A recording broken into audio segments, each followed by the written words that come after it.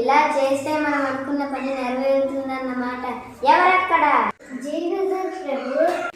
నేను అత్యవసర సమావేశం ఏర్పాటు చేయదలిచాను. తక్షణమే సామంతరాజుని పిలవండి.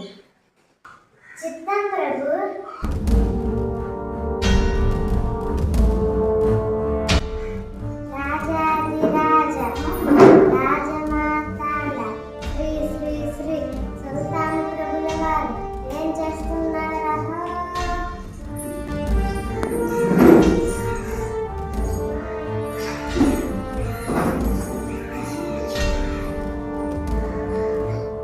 నేను 2 ప్రశ్నలు వేస్తాను, వాటికి సమాధానాలు చెప్పగలరా? భూమి పొడవెంత, వెడల్పెంత?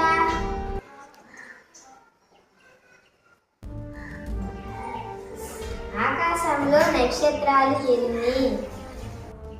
అయ్యా, మా రాజ్యాలకు వెళ్ళి మా పండితులతో చర్చించి చెబుతాము.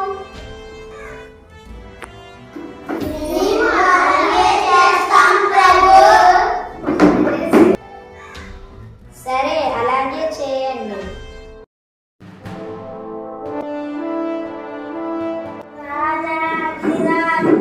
రాజమాత శ్రీ శ్రీ శ్రీ జయచంద్ర ప్రభుల వారు ఏం చేస్తున్నారు?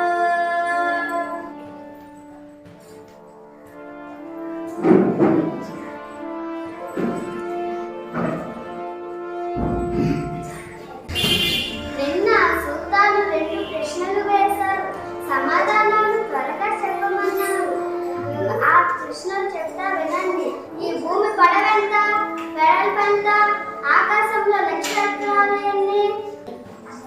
ఇవి సమాధానం లేని ప్రశ్నలా ఉన్నాయి. సమాధానం ఎలా చెప్పగలం? అయితే మనకు తెలియవని చెబుదాం. భూమిని కొలవలేమని, నక్షత్రాలను లెక్కించలేమని సుల్తాన్ తెలియదా? మరి అలా ఎందుకు అడిగారు?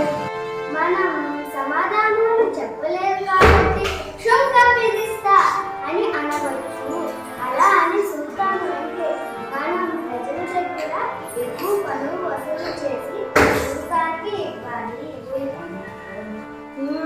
సుల్తాన్ కావాలనే ఇటువంటి చిక్కు ప్రశ్న ఇచ్చారన్నమాట.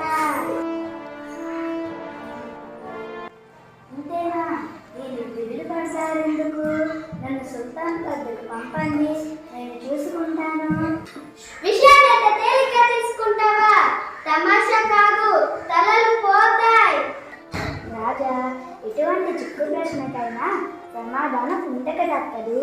ఉపాయంతో తప్పించుకోవాలి. నాకు ఈ విషయం వదిలేయండి, మీరు నిశ్చింతగా ఉండండి. సరే వెళ్ళు, కానీ జాగ్రత్త.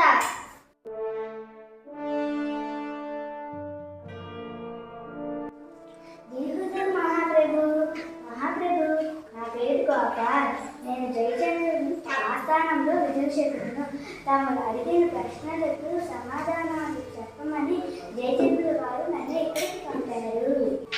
అయితే సమాధానాలు చెప్పు. మహాప్రభు, ఇవి ఎటువంటి చిక్కు ప్రశ్నలో మీకు తెలుసు.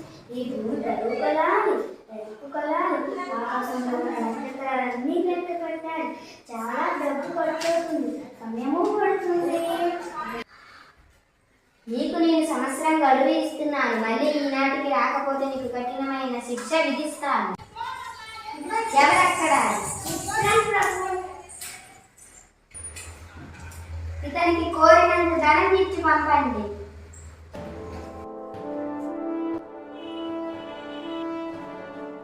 అలాగే మహాదేవు, ఇక సెలవు.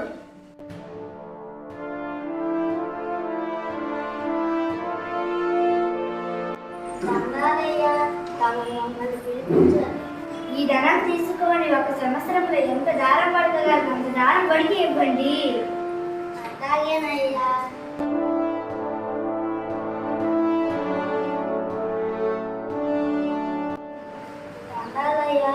అడిగిన దారం సుల్తాన్ వద్దకు తీసుకువెళ్దాం. సిద్ధం చేయండి. అట్లాగేనయ్యా. వేరయ్యా, అయ్యా, ఈ ధనం తీసుకొని 5 గొర్రెలు కొని తీసుకురా. అట్లాగేనయ్యా.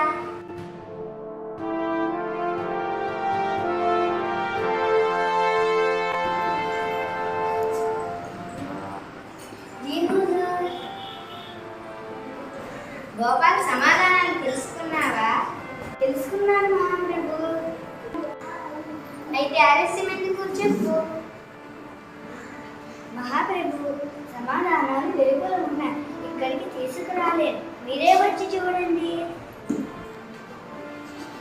సమాధానాలు వెలుపల ఉన్నాయా? సరే చూద్దాం. ఈ 8 బండ్ల దారం భూమి పొడవును కొలిచాను, తక్కి 8 బండ్ల దారం భూమి వెడల్పును కొలిచాను. మరి నక్షత్రాలు? ఇవిగో ఈ 5 గొర్రెలు, ఒక్కో నక్షత్రం ఒక్కో గొర్రె వెంట్రుకు సమానమే. ఈ గొర్రెల వెంట్రుకలన్నీ లెక్కించుకుంటే మీకు నక్షత్రాల సంఖ్య ఇట్టే తెలిసిపోతుంది మహాప్రభు.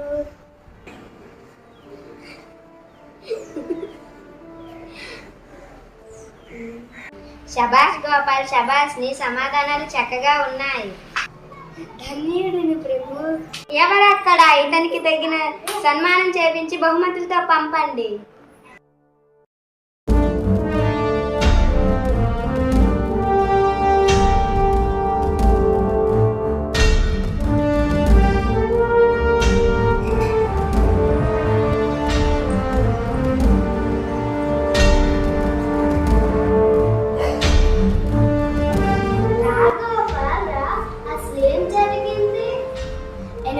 దారం భూమి పొడవును కొలిచానని, తక్కిన 8 బండ్ల దారం భూమి వెడల్పును కొలిచానని, ఒక్కో గొర్రె వెంట్రుక ఒక్కో నక్షత్రానికి సమానమని చెప్పాను. మరి నువ్వు లెక్కించలేదు కదా, ఎలా చెప్పావు? నా సమాధానాలు తప్పు అని సుల్తానికి తెలుసు. మరి ఎలా? నా సమాధానాలు తప్పు అని చెప్పాలంటే తను కొలిచిన సమాధానాలతో చూడాలి కదా, అలా చేయడం అసాధ్యం. శబాష్ గోపాల్, ప్రజల నుండి సుల్తాన్ ధనం ఆశిస్తే నువ్వు సుల్తాన్ నుండి ప్రజలకు ధనం ఇప్పించావన్నమాట.